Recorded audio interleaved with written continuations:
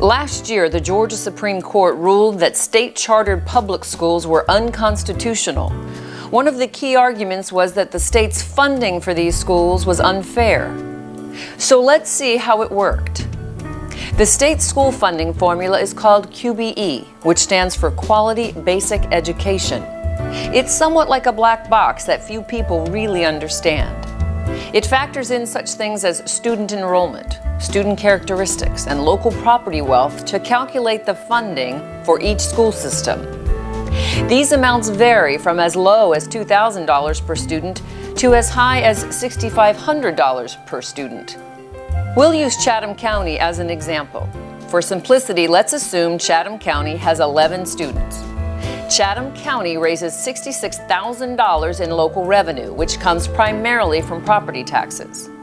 Chatham receives $44,000 from the state of Georgia.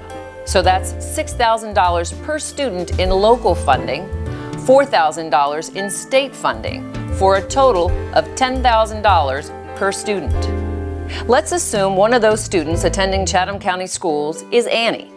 Annie wants to be a veterinarian, so she has enrolled in a state-chartered public school that focuses on math and science. In order not to punish Annie for simply choosing to attend another public school, the state provides $10,000 to Annie's public charter school, the same funding she received before. So how does Annie's choice affect the funding for Chatham schools? Let's see. There is no change in the local revenues of $66,000 because Annie's family still lives and pays taxes in Chatham County.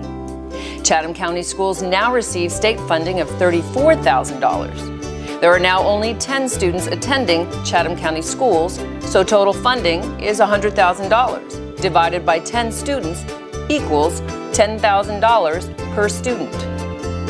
So Annie's public education is funded at the same amount as when she was attending a Chatham County school, $10,000. And funding for Chatham County schools remains the same, $10,000. Is that fair?